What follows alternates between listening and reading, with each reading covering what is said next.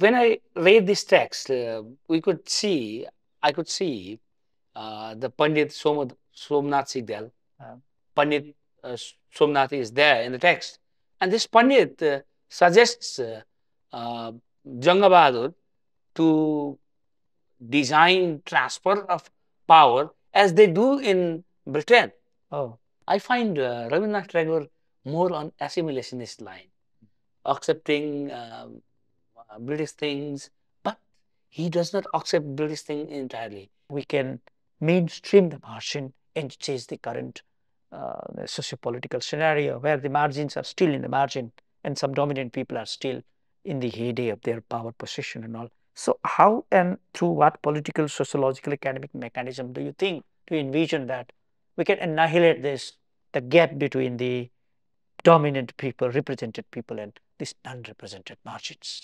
We need to understand the idea of progress. Mhm. What is the idea of progress? What does it mean to us as human beings? Right. What does it mean to us as a society? Namaste and greetings. This is Mahesh Phuyal, your host to Sahitya Post English Literary Talks. And today I have invited a guest who shall be focusing on Nepali literature, its various turns, its sociological, historical perspectives, especially its modernity and its situation as of today. So my guest today is Dr. Komal Phuyal.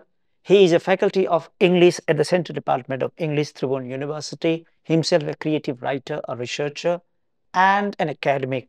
So you're welcome to my talk show, Dr. Phuyal. Namaskar. Thank you so much, Mahji. Thank you. It's my pleasure being here at the studio of Sahitya Post and talking about all these things. Pleasure is ours, in fact. Thank you for having this time with us. So as I introduced you, I used multiple epithets. I said you are a faculty, you are an educator, you are a creative writer, and besides that, you are many things. So how have you been managing yourself, your time amidst these multiple responsibilities? Actually, it's your greatness that you have used so many terms to refer to what I've been doing. I'm a kind of curious observer. I observe the things, and because I'm located in Nepal, because I'm located in South Asia, and it gives me pleasure to observe social, political, and so many other phenomena uh, occurring in our part of the world. And because I'm trained in literature department, I tend to take my data from literary writings. For instance, fiction or poetry or drama. They amuse me. I listen to songs. I listen to um, hymns, and they become a kind of source for me to understand, to interpret what I find interesting. And as I go into my classroom, I begin to talk about the same things, and I begin to share these things. I begin to develop my courses on these things. I orient my scholars in this area to write on Nepali folklore, to write on South Asian songs or South Asian drama. So this is something that I've been doing. So what you meant to say is, although your responsibilities seem to be divided, they are connected by a single thread. They're your love for literature, love for literary researchers, and love for literary teaching. So if I said that, how would you react to that? That's actually, I accept what you are saying, and I would like to add something to Yeah, of course, it. yeah. So, when we were trained in literature department back in two, 200, 2000 onwards, okay? Right. Back in 2000 onwards. So, from 2000 to 2010, we were rigorously trained in literature department. Of course. Actually, before 2000 AD, we were a kind of school years, high school, though we call it Right. intermediate or Whatever. so whatever. This was kind of high school. Right. And when we were there in college, undergrad, grad, or MPhil degree or PhD degree, we were rigorously trained into this thing. And in the beginning, we thought that literature was meant for pleasure. Right. And we were reading these things as if we were passing time going by a train. the art for art, sect tradition, and things like that. I mean, you could also call it new critical kind of reading. Very textual type of reading, yes. You are focused on the text and you are trying to enjoy the expression and discover the sublime in it, yes right? and later on, no, every text is an event. It is. It is trying to say something to the audience, to the world. It is. And there is a political meaning. Right. There is a political ambition. So when I started examining political ambition embedded inside text, I came to realize, oh God, it has got greater message than what we used to do with a text. And text begins to function as a carnival, right, as a platform, as a political drama, as a semiotic in a long network of power. And what is its role? What does it mean to us? What is it saying to us? In a particular age, a text says something. So what is it that the text is responding to the spirit of the age? When I begin to look at these things, then I begin to develop new perspective. And this is something that I do in my classroom. Look at text politically. This is very interesting. Like when you said literature stops just being an element of a source of pleasure and it starts functioning as a carnival. So that word carnival draws me a sort of Bakhtinian discourse, like it's dialogic, it carries with it so many socio-political ramifications. I would love to come back to that question, but before that, I have another question in my mind. So I have often on talk with people from the English faculties, English department, English graduates and all. So when most of the English graduates are into global literature, world literature, exploring the West, right? Exploring the Occident, let's say. When I look at Dr. Phuyal, I see him so rigorously applying himself to local epistemological investigation like Nepali modernity, Nepali myth, Nepali socio-political readings and all. So how come you had some inkling about the local epistemology, especially Nepali history, Nepali sociology and Nepali literature? What brought you into this dimension? Actually, there is a personal story, personal story to this thing. Okay. Trained in English department, I began thinking about bringing Nepal as an area of study in English department. And I started working on Nepali modernity because, again, the inspiration comes from my training in English department and my familiarity with Western text, Western epistemology. And when I look at Western things or postmodernism as such, I begin to see that postmodernism is a way of critiquing the inabilities of modernism in the West. Of course, of course. That is a kind of autocritical way of looking at Western tradition. And when people would talk about postmodernity in Nepal, I would not understand it. No, first let us, postmodernism in Nepal, I would not understand it. First, we need to understand modernism and then postmodernism. But for us in Nepal, we need to understand the idea of progress. What is the idea of progress? What does it mean to us as human beings? Right. What does it mean to us as a society? Right. And where did it begin in Nepal? I started thinking about it. So in the beginning, was it Prithvinarayan Shah? I was asking a lot of questions at that time. So self-inquiry sort of things, like in 2007, 8, 9, I was asking these questions. And was it Prithvinarayan Shah? Was it Chandra Shamsher? Was it Jangabahadur, right, or Bhimsen Thapa? Right. So I was asking a lot of questions about these things. And these characters started haunting me like anything. And I wrote a paper on Rangabahadur Shah or later. But very interestingly, I found Chandra Shamsher's act of emancipation of slaves in Nepal in 1924 as a wonderful initiation. And in the beginning, it was very hard for people to convince that, or let's say abolition of sati. Abolition of sati, revolutionary change, and these kind of things. And in the 1920s and 1930s, Nepal was politically awakening. intellectually awakening. And this point became very striking. I mean, I was, amazed at the literary landscape there. And it became a point of departure for me to think about Nepal. And I started thinking Nepali modernity in relation to South Asian modernity. And I developed even my PhD project on this. That was a congratulatory work. And so I'm interested in one thing that you have floated as an argument. That's your original argument in your dissertation. You talk about two forces that shape Nepali modernity. One is the influence, especially of the South Asian modernity, especially Gandhian ideas, Tagorean ideas, or some ideas from the West for that matter. And the other thing you have projected is the initiation. So, how would you explain these two things for my viewers? So, what that influence and that initiation both? Okay. You see, when I was working on this modernity, Nepali modernity project back in 2000, I started working as early as 2008, but later my PhD project was developed uh, around 11 and 12, and I was developing this argument. In 1924, Chandra Samsat abolished slavery through Kariya Amlekh speech. Yeah. This speech is available. It is And later, in 1982, Madhavani Dixit wrote Madhavi.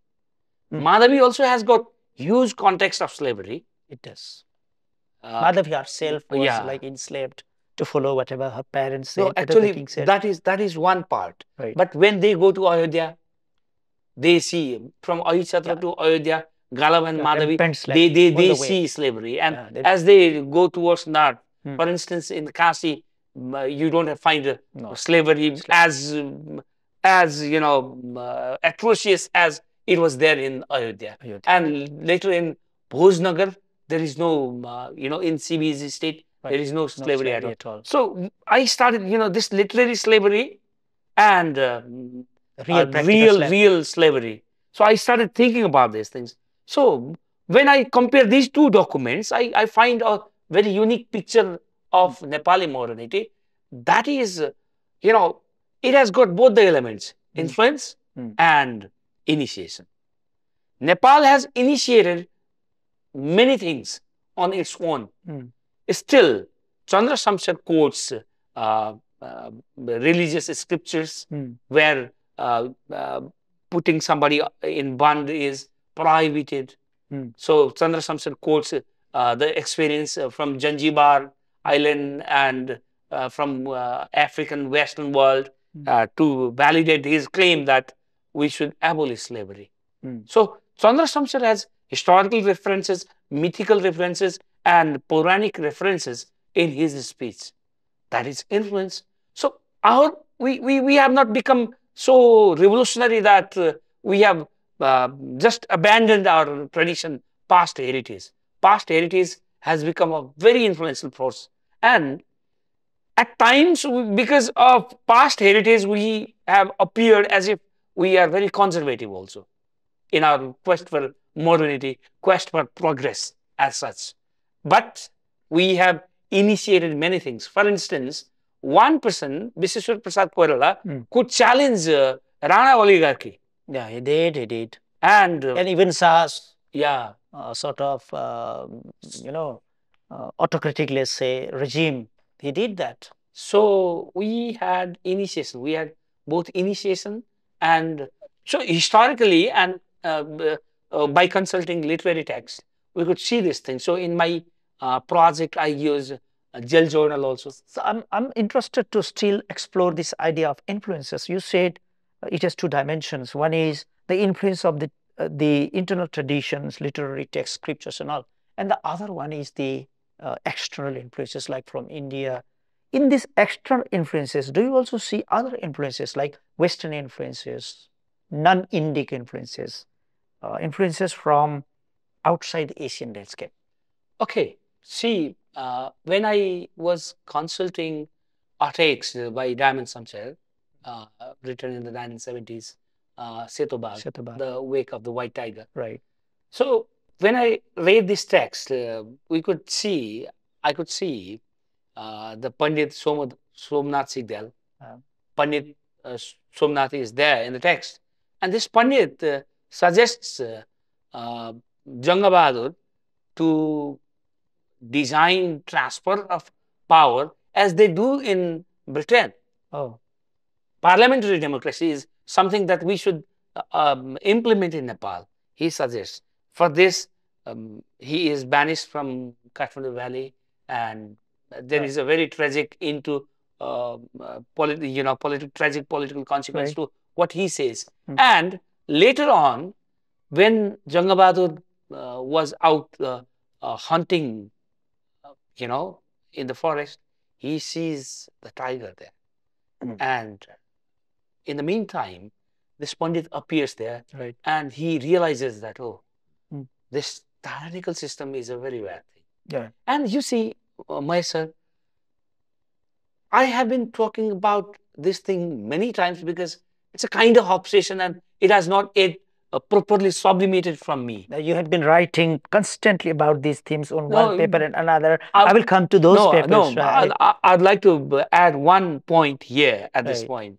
Damil Samsar again. Okay. This politically inspired person was writing. Belonging to a political family of the Ranas, incidentally. No, political family of Rana, but he was activist rebellious of Rana. Nepali Congress. Yeah, he was. And no doubt. This man in 1972 is writing a text called Seto Bagh, and he is saying something to the ruler at the time, most probably Mahendra, and he says, King, no, this is something that I presume he was talking to his targeted audience in this way. King, listen to me. I have a story from my own family. Somebody in my family called Janga Bahadur Rana started a tyrannical system, and the first victim was his own son Jagat Jang. If you don't stop imprisoning these democratic leaders in Sundarijal, you'll suffer the same consequence. You'll have your doom. Means, tyrants lose their kids first. Very good. You could even in Kot Parva, who died first was their kinsmen, their people, the rest is history, and people can find this thing in history. And many people in our contemporary times, I'm not interested in naming the name. Like Darbar Hatyakanda, who died after all? So the sons, the wife, the daughter, the king himself. So you are pretty right in saying that the first victims come from the family of the rulers. So I have another point that I want to raise. You see, this Western or Indian or outside influences, they came via people of power who could travel, who could read. Like Janga Bahadur himself was a ruler, he could travel, he could afford to do that. Or later on, the people who brought in this modernity, in your term, the influences were still people of power. What was the type of modernity and that awakening among the common people who did not have access to the outside world? What is your finding in your study? Actually, at the people's level, I'm interested to know that. When we look at rulers, right, certain kind of impact, certain kind of influence is there from the Western world. But those people are the common foot. For instance, I'm going to take another example that I have not discussed in my PhD project, but later in my later writings, I have, multiple times I have been fascinated by the idea of Narendra Rai. BP Koirala's Narendra Rai. Yes. Narendra is an avid follower of Gandhi. He is. He has come to his place and he has shocked people by speaking, by acting against the caste system, and he does not follow the rules of caste system. He marries Munaria, or he runs away with Munaria, comes to Kathmandu, at the bank of Vishnumati. He is there, he is roaming around, he goes to... So you see, these kind of people have huge impact in formation of political psyche of Kathmandu. My question is, how did that population of the commoners conceive this idea of modernity, let's say freedom from tutelage, if you borrow Kantian term? So how did that idea develop in them? That's my question. Okay, so Another example I would like to give Mojujuman.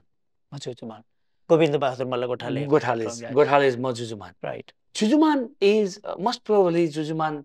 Uh, when I read Jujuman, I begin to sometimes I happen to look at Jujuman in Saku area. Sometimes He's not omniscient. He's no, everywhere in our own life. no, I talked to Gothale ji also when he was alive Okay, back did in 2005, 2004 or 5. I was there and at Gothale's house. I talked to him about this thing. And sometimes I happen to think that Jujuman comes from this, the area that we called Nilbarai area. Most probably Nilbarai area or Saku area. Anyway, And suburb of Kathmandu. this man, Yes. there is a particular line. He says that the consciousness first develops in the city and gradually it reaches far and wide to location like ours.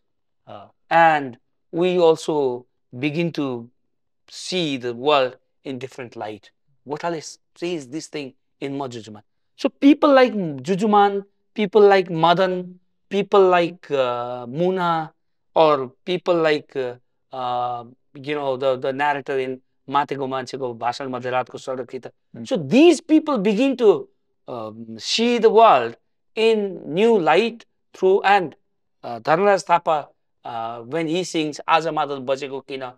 So they were trying to awaken the society, political awakening. They were working for political awakening. They were working for intellectual awakening. And there were, at that time, pulp fictions, there were savais, there were folk songs, and Laure Daiko really my kind of songs. Yeah. Laure ko really my fashion ramro. So these kind of things were influencing them. So do you subscribe to this idea, which is often repeated idea, that the Western modernity was by and large an urban project? It was a result of the urban activities. So when you look at Western texts and Western modern literature, most of them develop around the urban locations and they're set in the urban locations. So do you also see something like that happening in Nepali literature? When you trace modernity and its Nepali counterpart for that matter, it developed in the urban areas and slowly traveled to the rural areas. If I say that, how would you react to that? Oh, I don't accept this thing. Nepali modernity, people from the rural locations have contributed to formation of urban psyche. And it's vice versa again. Yeah, yeah. People from the urban, for instance, when you could kind of compare this thing with the English Romanticism. So those people from the rural location coming to the urban center and shaping the psyche. Like those poets from the Lake districts, if you remember, like they developed their ideas and poetry far away, right? And then they came to London and started teaching poetry around London, and they developed this idea. Lucy was not urban girl. No, she was not an urban girl. Yeah. None of the characters like of Wordsworth and even of Coleridge, you see, they are town bred. They are country bred. They came to town and awakened the people of town. Yeah. This idea of freedom, it also belongs to these romanticists, which was carried over by the modernists, right? So this means it's a two-way game in case of Nepali. In case of Nepali literature or in case of Nepali society, so we are trying to understand Nepali society through Nepali literature. In case of Nepali society, after 1995, when conflict began between the Maoists and the government, people from the rural locations started coming to, they could not stay back in their villages. They started, crowding in the city, urban space. That was for safety. Because, that was the only secure place for them. So these people started bringing their folk songs, doris. And prior to this, we had ghazal restaurants. Right. Ghazal is urban form of music. It is highly regal. It is palace-centric, right? Yes. So Dohori became a reality after that. You mean to say? After this. Well, that's a very interesting insight. After this, and people started singing Dohoris, and Dohori became a way of asserting somebody's identity. And Identity. we don't have many ghazal restaurants, and No, we don't have. many people don't listen to ghazals these days. That's a sort of Mughal type of tradition. Yeah. Ghazal. So And Dohri is innately ours. yeah. So this is a wonderful thing that you brought about. I'm really happy about it. So I wanted to connect the thread again with Narendra Dai and Gandhi. Okay. You mentioned that he had a lot of influence. Not only Narendra Dai, many of P.P. Koirala's writings show Gandhian influence. And in your dissertation, I also read that Gandhi was a dominant locus of South Asian modernity alongside Rabindranath Tagore. So would you throw some light on what was the type of political awakening, sociological awakening that you are referring to when you say Rabindranath Tagore and Gandhi, they played crucial roles in shaping South Asian modernity. And later on, I will ask you about the departure of Nepal's modernity vis-a-vis South Asian modernity. So Gandhi and Tagore again. So you see, Lakshman Prasad Devkota has written a full-length work on Gandhi, Bapu and other sonnets. Bapu and other sonnets. So now, if we begin to talk about things this way, a very ultra-nationalist kind of person might attack us, because these guys are calling an Indian person their Bapu. But Devkota could call Gandhi Bapu. Bapu is a transnational character, and there's no doubt about that. And there is one, one poetic work by Leknath Paurel, Satya Smriti. Satya Kalisham. Satya Smriti ko. So he has also written one full-length poetic work on Bapu. Okay. Gandhi. Okay. Gandhi was such an influence for people in Nepal. For instance, this Charkha movement. Right. And we have Gandhi Smarak schools in many places in Kathmandu. Right, we do. Not in the central location. Now, for instance, one is there in Karagari. Okay. Gandhi. Yes, Gandhi Memorial School. Gandhi Memorial School. Right. So we have Gandhi Memorial School. We have, non-violence. Non-violence is the character of South Asian nations, and there are people. I'd like to interrupt you. They have streets named after Gandhi in South Africa. There is a park called Gandhi Park in Texas in the United States of America. Yeah, means he has an international acceptance. He has international acceptance, but our guys were, our intellectuals. I mean, our intellectuals were directly, groomed in Gandhi's schools, Gandhi's thought. For instance, Narendra Dai. For instance, Tulsi Meher, and these people, for instance, Tanka Prasad Acharya or Suvarna Samsher for Suvarna Samsher, they're groomed in Banaras or Calcutta or India. They had huge impact. I mean, their personality was hugely influenced by Gandhi. And Gandhi was not a kind of religious character. In the beginning, Gandhi says, in Gandhi's, his autobiography, My Experiment with Truth. So he says, for a long time I thought God was truth. Later I came to realize that truth is God. So, the other way around. Yeah. So he becomes a very secular and very atheist kind of personality there. But for my analysis in my PhD project, which you were referring to again and again, so there I have used Gandhi's Hind Swaraj. Swaraj, the idea of self-rule. Self-rule. And our intellectuals like Visheshwar Prasad Koirala or Tanka Prasad Acharya or Ganesh Man Singh or Pushpalal, they were also thinking about the same thing. Right, they were also. So we should have our enemies own they had to fight with were different, and enemies we had to fight with were different. Yeah. The difference was only there. We had to fight with internal autocrats. They had to fight with the British Empire. Yeah. That was the only line of difference. Yeah. But the thought of freedom was the same. You mean to say that? Thought of freedom was same. And king or monarchy was also trying to get the same type of freedom. Right. And these people's leaders and monarchs were together at one front, and they were fighting against Rana rule, and they were trying to get again Swaraj. Swaraj was so very important idea for us and for people in South Asia.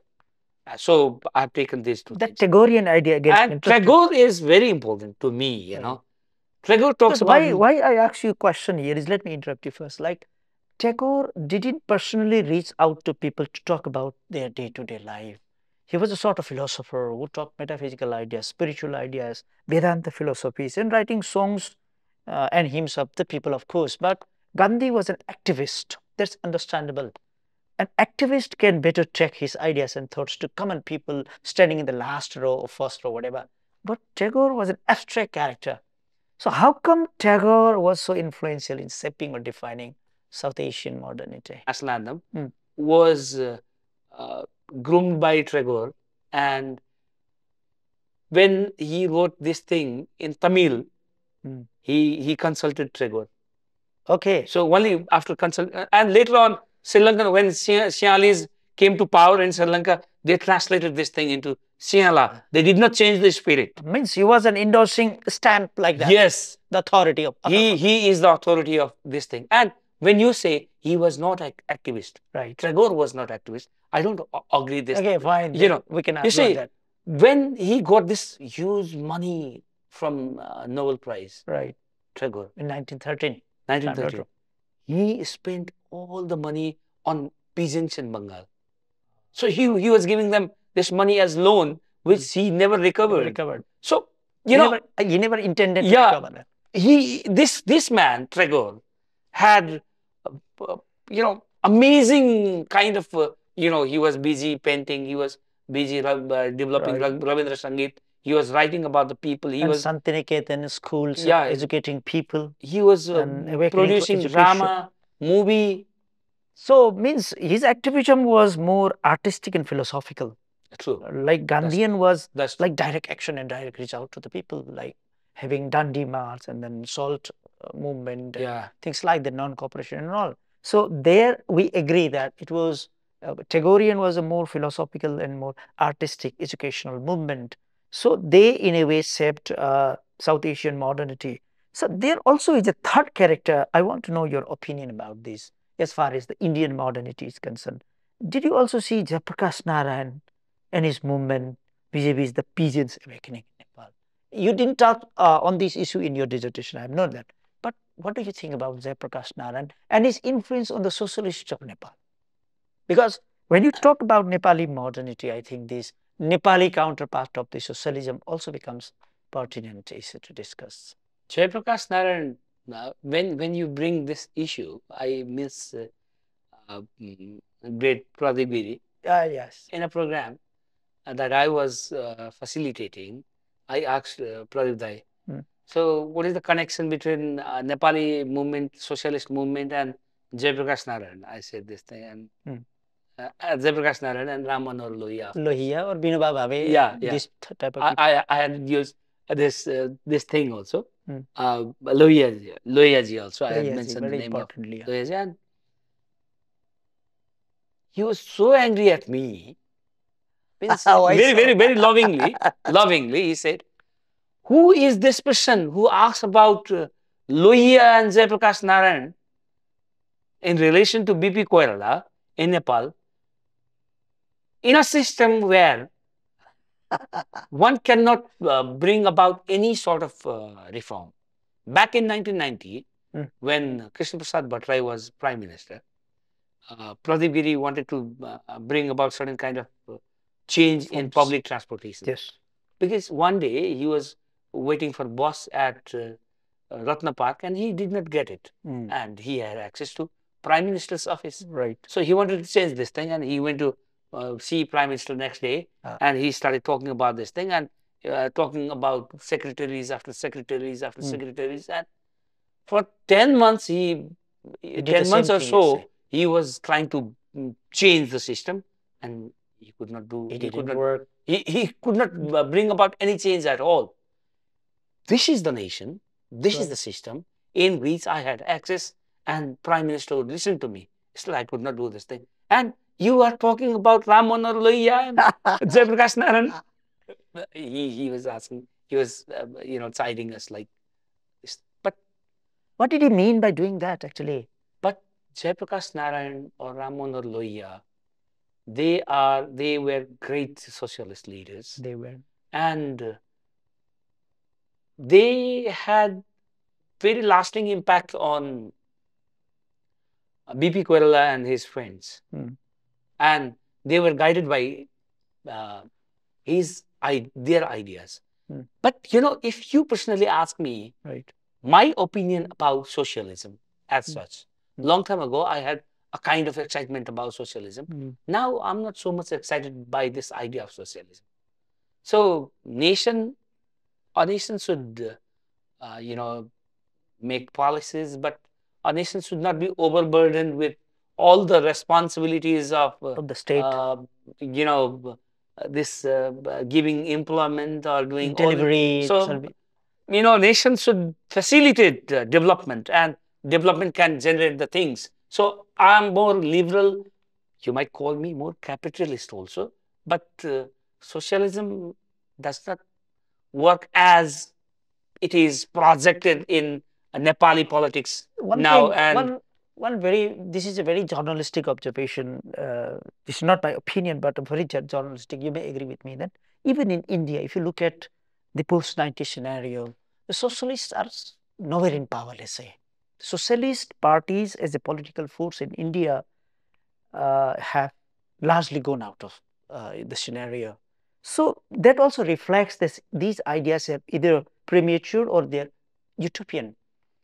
Otherwise, that overwhelming influence of Jayaprakash Narayan, Ram Manohar Lohia, the socialism and the social movement and some communist governments in India, except in one or two states in coalition, they are nowhere in power. So should we look at these as as an indication of the demise of socialism or these socialist forces in South Asia and the ultimate surrender to capitalism for good or for bad? uh, we cannot exactly say this thing because socialism has not lost its power, its influence. It can regain this thing, and a visionary, a kind of, I call it a visionary, sometimes rebel, sometimes kind of charismatic leadership. So they can always reinterpret these doctrines because there is a huge body of literature on it, They and really have huge bodies of literature. I and they agree can to that. they can reinterpret it, and they can revitalize, revive the spirit again, and people will like it because when your nation is going to take care of everything and you don't have to do anything, so people like this kind of rhetoric. But Yes. when you begin to believe that you are supposed to create your, I mean, generate your own economy and uh, use this economy for the common good of the people or for your own good. So this, I think capitalism, which is generally misunderstood as the worst kind of thing. So I mean, if you have certain sense of ethics and a kind of drive towards generating capital, Right. so I don't find It's any not bad. harm in it. After all, it is succeeded more as compared to a communist or say socialist regime. I have one question which is out of the context of our talk. Our constitution says defines Nepal as a Samajbad Unmukh. And I never understand this idea of being Unmukh. Being Unmukh is something that is not right now achievable. Being Unmukh is things are always in situ, always in progress. So can a nation be like Samajbad Unmukh if the nation itself is Samajbad Unmukh? When are you going to achieve that? And you say it is a Samajbadi nation. Ours is not a Samajbadi nation. Constitutionally, it is a Samajbad Unmukh nation. What is your understanding of this? So Very when funny I idea. when I look this idea, when I look at this idea from the perspective of modernity or from the perspective of Right. progress, uh, because the large section of Nepali society, whether they are ideologically communist or not, Right. by their membership, people are communist in Nepal, There are many. and they love this idea of socialism. So, in order to satisfy them, they put this word, But why socialism. they say Nepal is a socialist democratic republic? Why Samajwad Unmukh? Why Unmukh for No, that? no, Socialist Republic is a communist nation. So many neighboring nations would have objected on this thing, and we suffered a lot of consequences after this constitution was implemented. So when you begin to talk about pro-socialist, pro-socialist, they mean to say pro-socialist. Why this progressive tense? That is my question. Samajwad Unmukh. So your nation will always be Samajwad Unmukh if it is there in the preamble in your constitution. It is stamped Samajwad Unmukh. So Samajwad will always be postponed, sine die. It's like a Derridean idea of constant postponement. So are they means fashioning themselves as overtly postmodernist that this idea is never achievable, so it has to be always in a progressive tense? What is this abracadabra that I don't understand about Okay, Samajwad Unmukh? let us look at this thing from historical perspective. Let us go back to 1960s when people started defining nationalism. What is nationalism to us? Right. And King Mahendra was deeply influenced by Nasser's philosophy of partyless democracy, and he suspended the rights of the people, and he started, actually, a monarchy, real monarch was born only in 1960 because all the titular heads were only there inside the copies of Ranas. They were puppets Up to, in a way, yeah, puppet up to rulers. 1950s, we did not have Shah We didn't monarchs. have Shah monarchs. Shah monarch was seen in the 1960s after Mahindra had declared this coup. Cool. So after this, they started defining the nation, and they missed one great point there. As early as 1915, Tagore had defined nationalism. What is nationalism in subcontinent? In the subcontinent, what is nationalism? He had defined this thing. So European nationalism is political nationalism because they are not culturally different entities. They are same. Europe has got, so December 25 means in Italy, it is Christmas Day. In Norway, it's Christmas Day. It's Britain, Christmas Day everywhere. The same color, similar same ways of life, the same pizza, the same burger, the same colleagues and all. At ours, it varies every 10 kilometers you travel. The language, the accent, the people. So ours is cultural nationalism. It is cultural. Theirs is political nationalism. I see. And in the 1960s, King Mahendra, ended up confusing people with cultural and political nationalism. So what is cultural nationalism? What is political nationalism? Right. And cultural nationalism became political nationalism, and political nationalism became cultural nationalism. Interesting. Those people from the hills who had Daura and Shulwal as their comfortable attire, to the people from the lowland, Tarai, Daura is too heavy, and to the people from mountainous, you call Himalayan mountains. So it's too thin. Them too light. They need thicker clothes. They need thicker clothes. Right. So we ended up thinking that hill nationalism, that is cultural nationalism, is political nationalism. So we cannot homogenize an idea in case of Nepal. So heterogeneity is your doom. Accept it or not. We could not understand we could not understand this thing. So we took centuries to understand this idea. Cultural nationalism. If at that time, if they had understood this idea of cultural nationalism, we would have understood nation as a collection of heterogeneous people, heterogeneous cultures, and heterogeneous food habits, heterogeneous songs. So we did not. This is very interesting.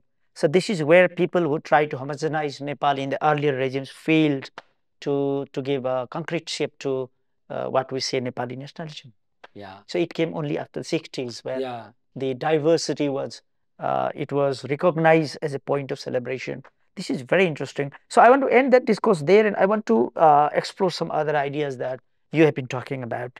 When I look at your research papers and your literary writings and arguments, you seem to be doing three other things. You are doing so many things, but three things are very striking.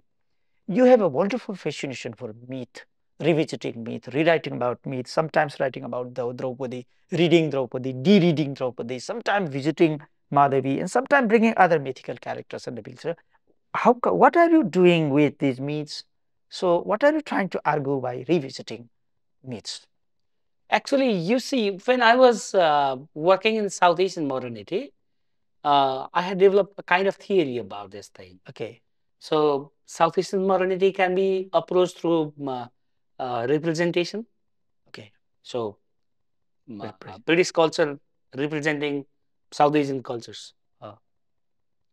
It can be approached through rejection. Rejection means these people, colonized people, completely rejecting them, calling them lecture.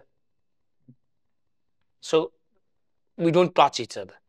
For instance, Rabindranath Tagore's grandfather, Dwarkanath Thakur, when he would come home discussing with these people, because British people came The to Babus. Yeah, they came to Bengal first. Yeah, and they did. he would go inside his Rudri Kaksha on Shiva's statue or Shivalinga. He would pour cow milk and he would repent for touching these. Cleanse himself. That He would cleanse himself.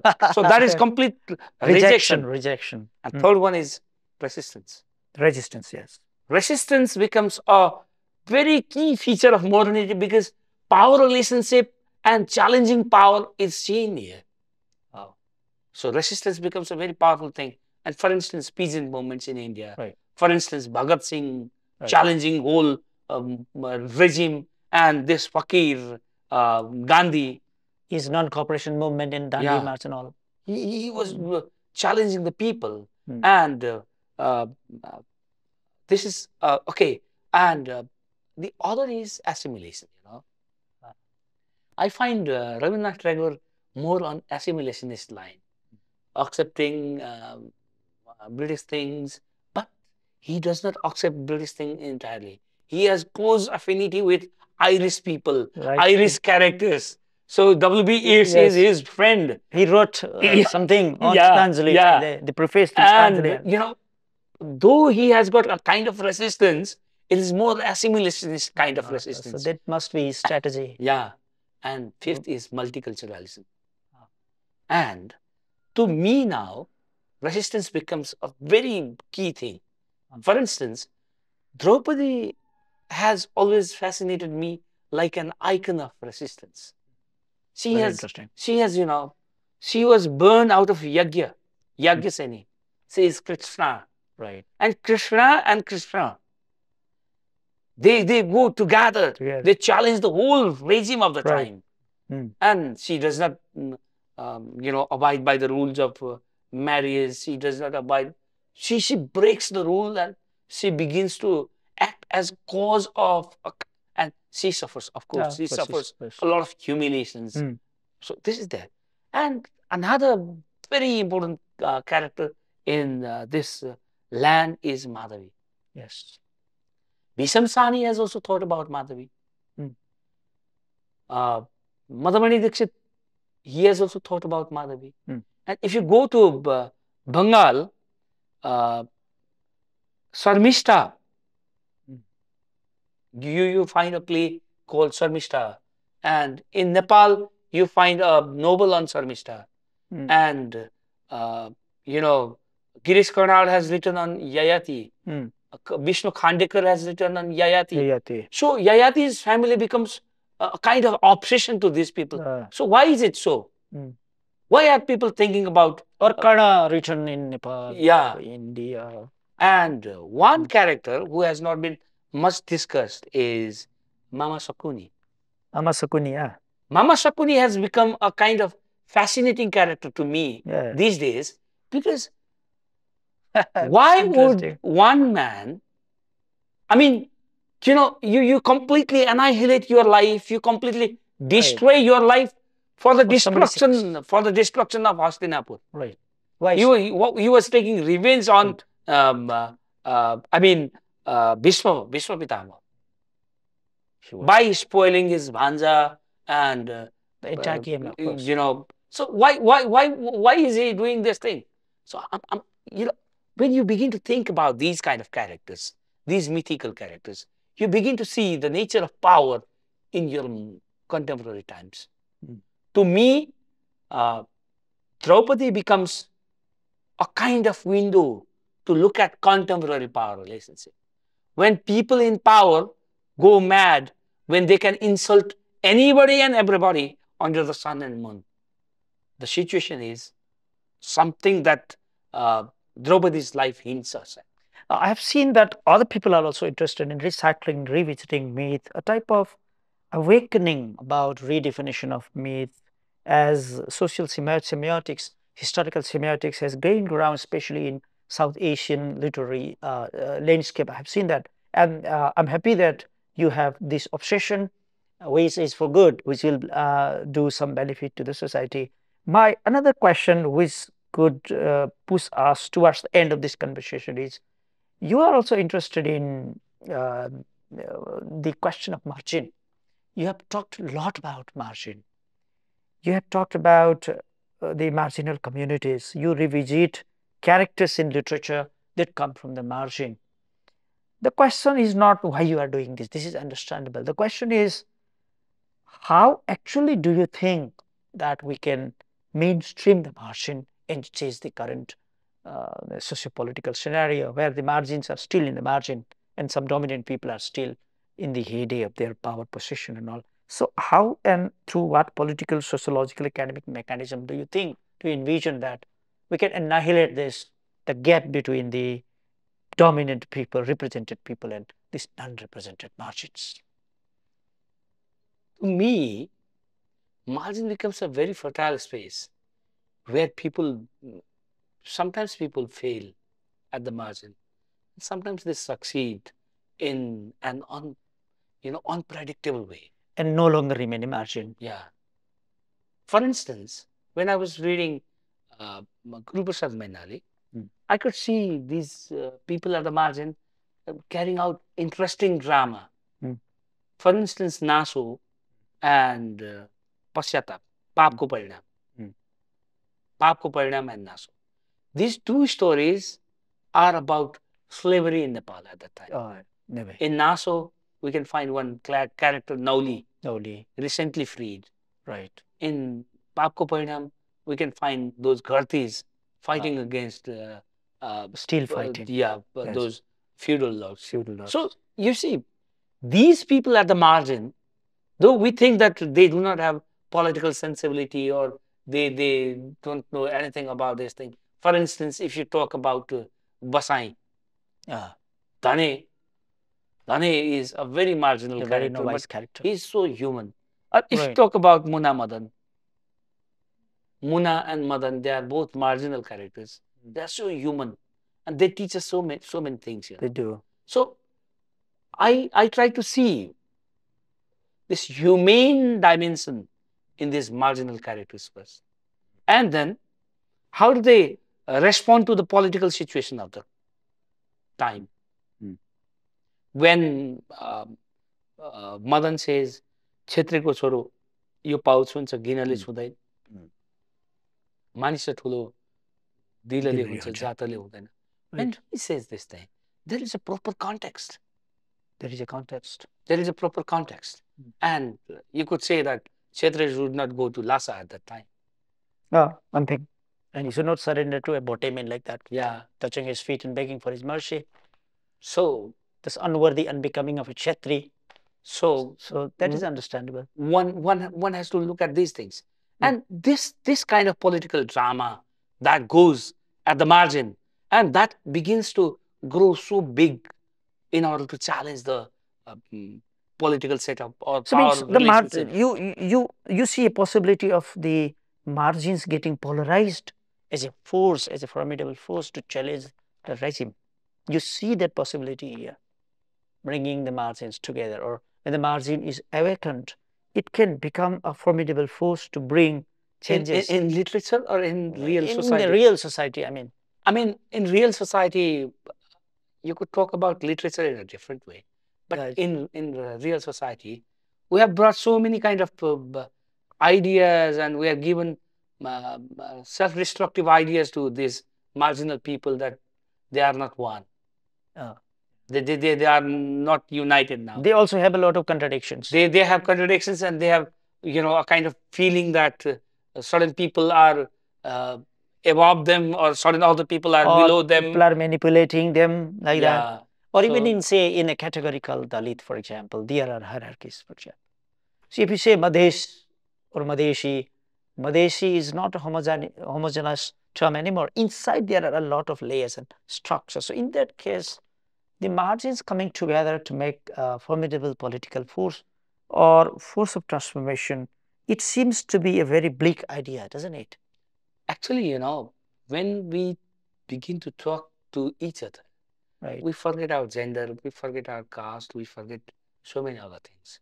But when we begin to say these things, a Paudel and a Phuyal talking to each other, when we begin Right. to, so people might think that we are, these guys are hiding something. I mean, they are not We are honest not to, hiding. they, We are speaking as we are. they are not honest to what they are saying. But actually, we tend to forget. For instance, Yeah. when I'm talking to female scholar or Janjati scholar, I tend to forget the caste, ethnicity, or gender, and we are just centered on the argument.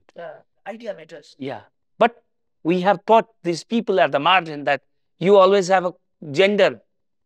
Even in a political setup, even while discussing uh, modernity, you begin to carry your gender, you begin to carry your ethnicity, you begin to carry a lot of other qualifiers, other categories that define you. And this is how our people at the margin are, scattered, and they cannot unite. But I still have a hope that one day a revolutionary will be born, and this charismatic person will unite all these people, because this charismatic people, this charismatic person can seek out the commonalities, the common epistemological grounds that they are standing on. It could be a strategic essentialist type of a grouping where Yeah. their common interests are served. And let's hope, because hope is poor man's bread, they say. So towards the end of this conversation, uh, this is an open question. Like, I don't have a very directed question. Of late, I've seen you working again with the pre-modern, like from modernity and modern. You're again going back in your research to pre-modern type of Nepal before, let's say, the advent of vehicles uh, in the country, uh, and to look at that particular backdrop from which this modern Nepal emerged. So now, this is my last question before I say if you have anything more to add. So, what are you doing with that pre-modern Nepal before the automobile era, before the vehicular uh, advent of our country? Going back to that literature and looking into that. So, what is the idea that drives this project? When I was working earlier, I mean, for instance, text like 1930s, 1940s, I've discussed on uh, certain text from the 1930s, certain 1940s, and there is a long virus fiction matter from 1960s. Right. From 1970s, Noble as archaeological site, 1970s, 1980s. I've worked on all these Pre-modern. yeah, eras. And now when I started thinking about Beer Charitra or Dharmaratna Yami's Samajko Euta Jhalak and Basai and Muluk Baira, when I look at these texts, I begin to see these people have developed a kind of sense of, I mean, political sensibility has grown out of their journey on foot. And these people have started walking across the hills. They don't go down to the lowlands. Right. Because lowlands are covered with forest. Lowlands, before a highway era, because first highway in Nepal was constructed in 1956, Trivandrum. Before highway era, we had mosquitoes in the lowlands, tarai, malaria. All the tigers. Yeah, tigers and wild elephants, and we did not have DDT. British scrutiny also may be one of the reasons. And these people were traveling across the hills. And this travel across the hills has had led to them to Ghum Pahad or Darjeeling or maybe you could Lhasa, Siliguri, or Lhasa, Lhasa too. through Kutti. Yeah, and So from this is along the hill. along the hill. It's not like the vertical No, from up down no. transformation. I mean, It is along the hill, along and the hill. then Right. from Siliguri they could catch a train and they could go up to Baghdad. Some of the characters have gone to Baghdad or Burma. They have gone to Lal Pahad. Up to Burma. Yeah, It's interesting. Baghdad to Burma, and they had. I mean, they have seen so much because they have traveled, and they have become more human after traveling. And so travel has awakened a kind of spiritual sensibility. I mean, the first generation of Nepali moderns came after traveling, in a way. Yes, yes. This is not in a way. This was first modern Nepalis were travelers on foot, Right. and first, after 1950s, those first kind of, those people who experienced Nepal as a clear category were the people who flew in our Nepali sky. But this has not been researched like either politically or sociologically is or let's say epistemologically or in terms of literature. This seems to be a virgin area to be explored, don't you think so? So This is quite new area. Yes, this is quite new area, and many people, because we are following new historicist lines, using uh, literary documents to talk about the historical political spirit of an age. So we are trying to see the idea of progress, the idea of modernity in a completely different line. this is completely different. Yes. Cutting edge type of thing. I congratulate you for conceiving these ideas, which not many academics or researchers think about. Thank you so I much. think will be a very formidable contribution to Nepali epistemic tradition and our estimate for that matter. So I thank you very much, sir, for finding time to talk to us, to my readers, to my viewers. Entire Sahitya Post team is obliged to you. Before we depart, do you have anything you want to share with my viewers? Thank you so much, Mahesh sir, for inviting me to this talk series. And it is always enlightening to talk to you because you tend to explore those areas that I had also pushed to the back of my memory. Yeah. And today we have explored a few of the things that we have been working with. Thank you so much, viewers. Thank you, Mercy, for taking me in. Thank you, Dr. Komal Phuyal, and thank you, my viewers. Please stay tuned, subscribe to our channel, like it, and spread the word. Thank you very much. I take leave of you until I am back with yes, another enlightening and scholarly guest after some time. Thank you very much.